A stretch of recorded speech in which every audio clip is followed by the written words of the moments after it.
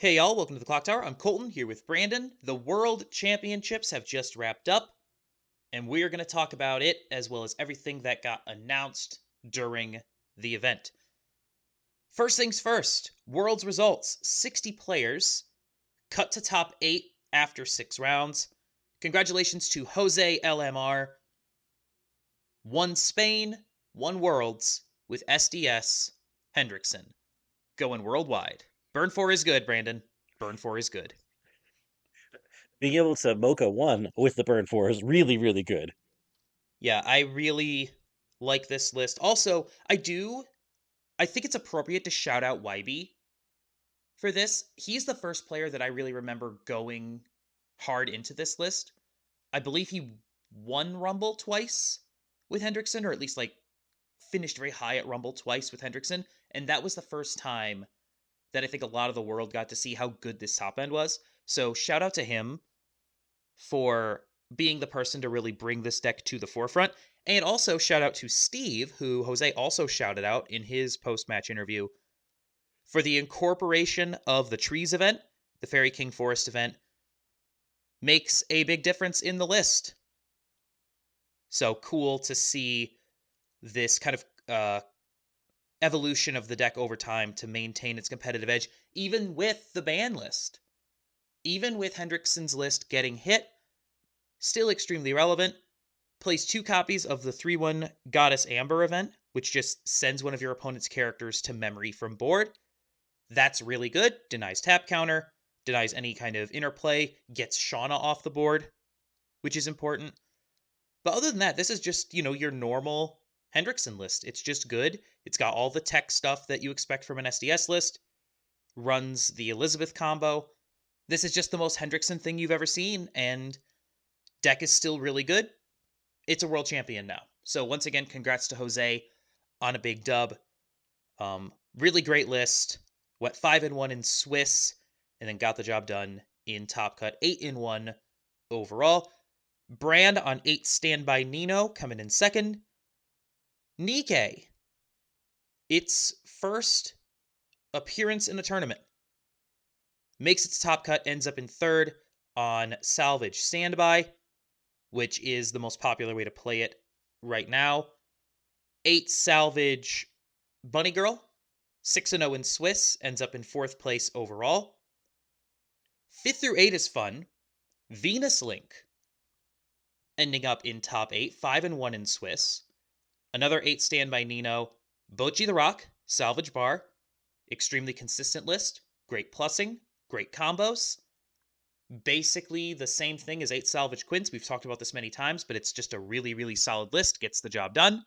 Ends up in top 8 as well, alongside another 8 Salvage Bunny Girl. Meta share. Bunny Girl. 28% of the field, 17 of the 60 players. This is not a large event, and it is a very condensed event. So I don't want to read too much into, Bunny Girl's 28% of the meta. That number is going to come down, I think, especially as more people get comfortable on Nikkei and Nikkei's meta share continues to climb. But Bunny Girl clearly kind of the top of everyone's tier list, I think, or most people's tier list in terms of like what is the biggest meta threat, but does not finish the job in Top Cut. I think that's something to keep an eye on. Obviously, super small sample size, right? Best players in the world, the margins are so thin. So you can't read too much into Worlds results when you're talking about like the meta of the top tables, if that makes sense.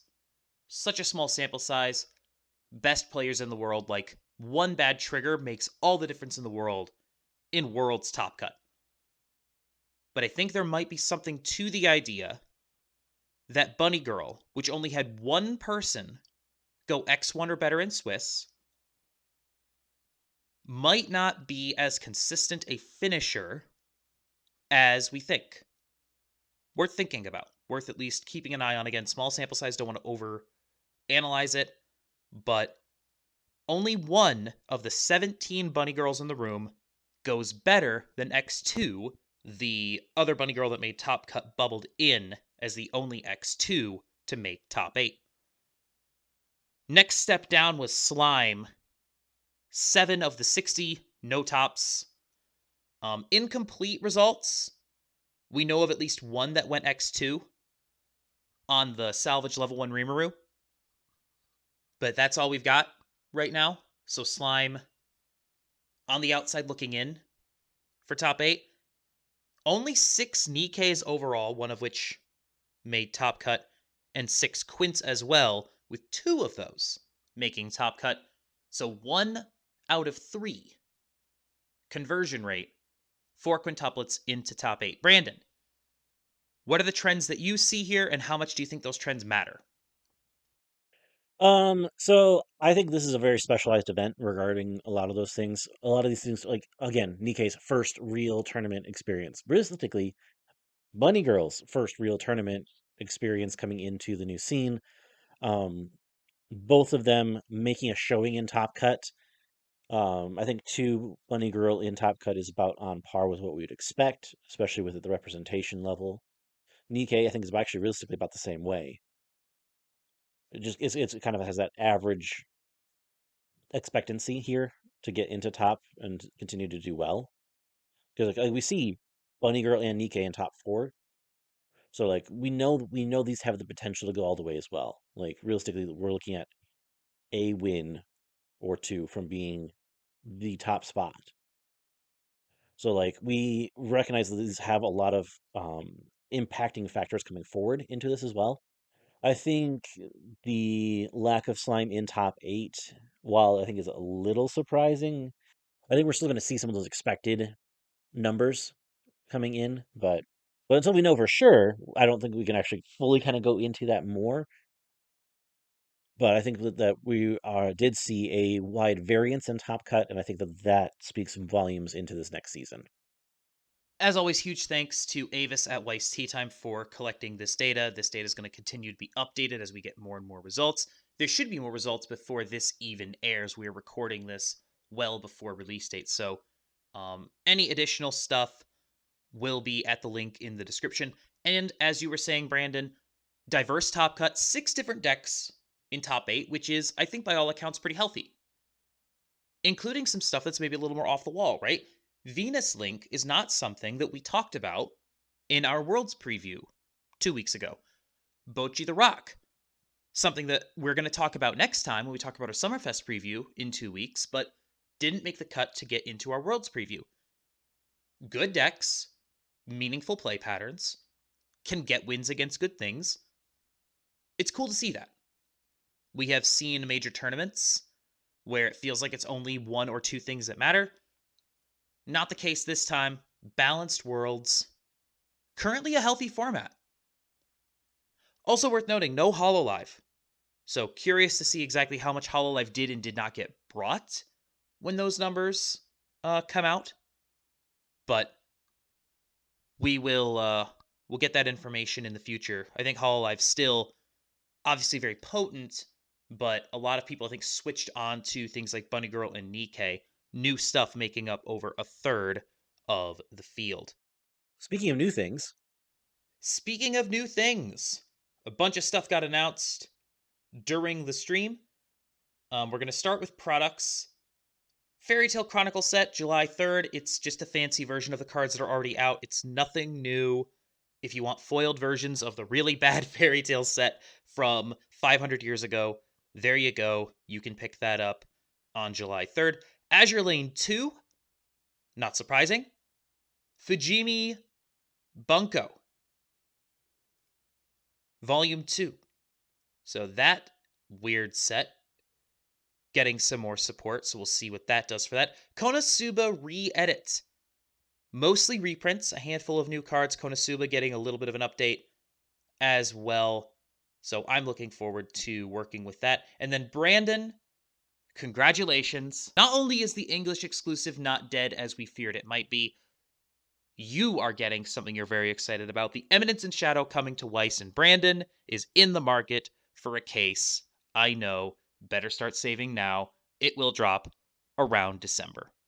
yeah. So kind of going over all these really quick. Yeah, Azure Lane 2 definitely has some interesting things that's going to potentially bring into the following competitive season. Right, we expect that to be more for singles than for trios coming up.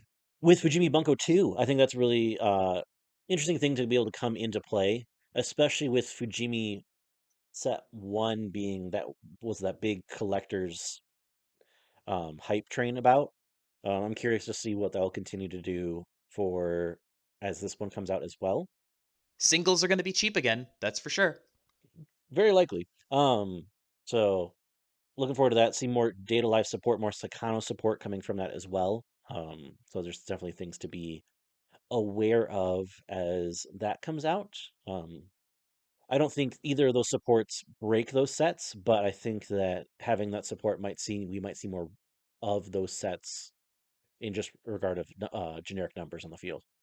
I'm a big fan of these little shots in the arm for stuff that's, a few years old.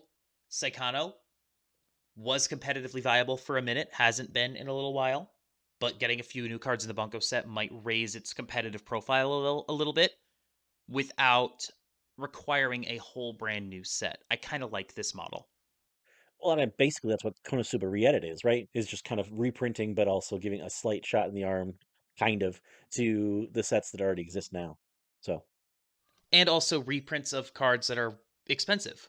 yeah, 100%. Make it more eligible for people to play. And then I have been saying it all this time that Nikkei took the English original slot. With an English original coming back with Eminence and Shadow, it's something really interesting to look forward to as well. Our last couple have been decently meta relevant. Like, I don't know, the last one, Winning Worlds. I don't know, something like that. Something like that. With the Ruby Premium being an additional shot in the arm, so we expect to see potentially Ruby around this season as well. Like, and Ruby can do fairly well. I'm really interested to see what this will look like, especially since it's a full set coming through, like trial deck booster, whatnot. Um, we have seen English originals be able to pretty drastically change the stage, and also we've seen English originals horribly flop like Mob. So we can go either of the two ways with this. So I'm really interested to see what that will look like. Also, some events got announced as well. Nikkei demo sessions at some stores. Um, sure.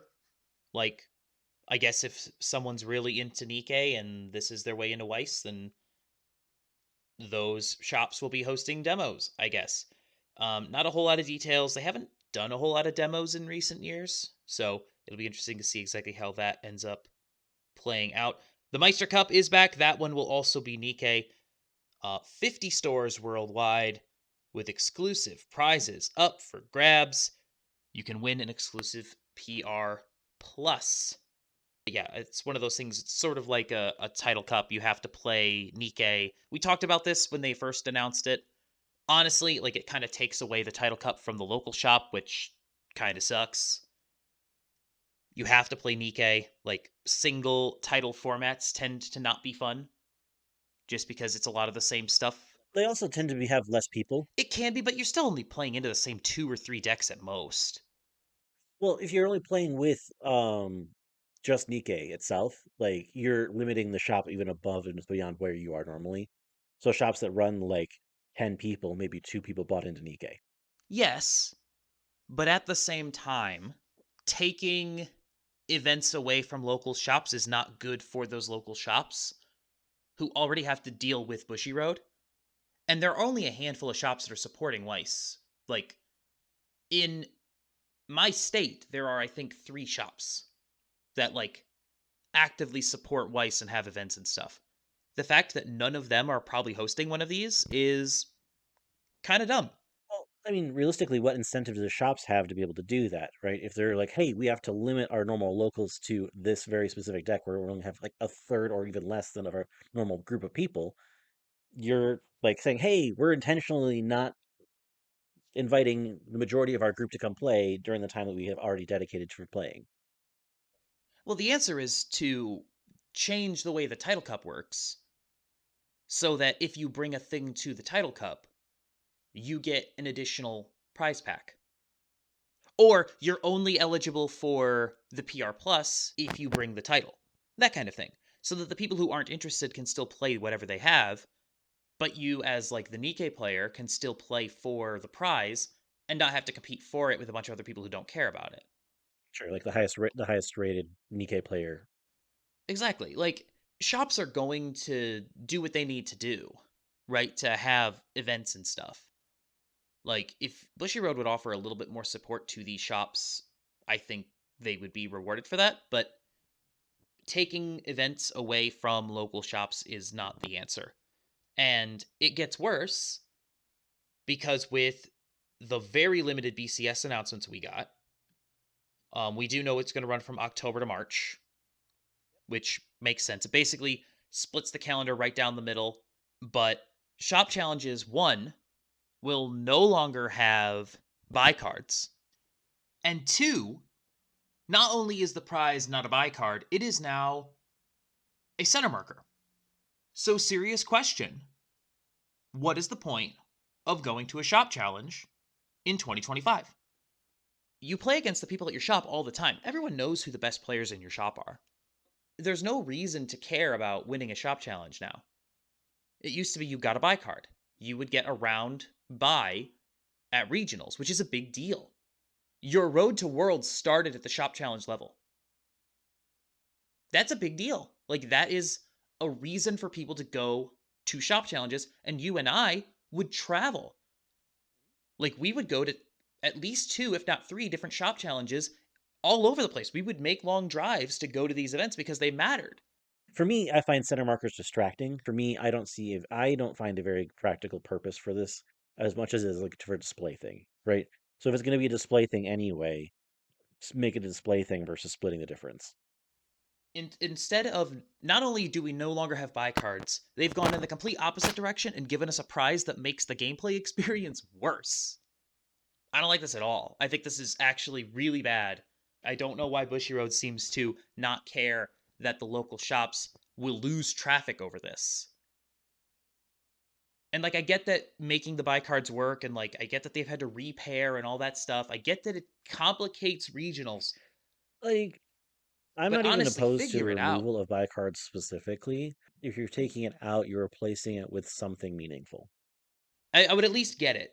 Make it so that the winner of a shop challenge gets a $10 voucher that can be traded in at a booth at a Bushiroad regional. And then at the end of the night, the shops trade in those vouchers at the front and they get their money for them. So that Bushiroad effectively gives you $10 off whatever you were going to buy at the table. Like, at least give me something. It's cheaper just to print cardboard.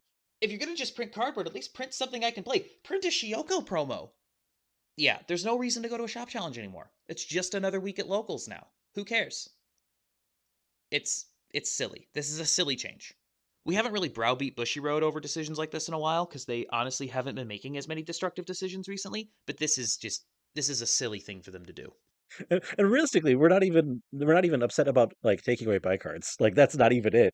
To take away buy cards and then go in the opposite direction and give you something that is literally less than nothing because it actively makes the gameplay experience worse is just, it's baffling to me. Like, you could expect to see at a shop that would normally get 8 to 10 people for locals, you would expect to see 15 to 20 for the shop challenge. The announcements for sets were good. They were good announcements that people are going to be excited about and want to play. So that's always good to see.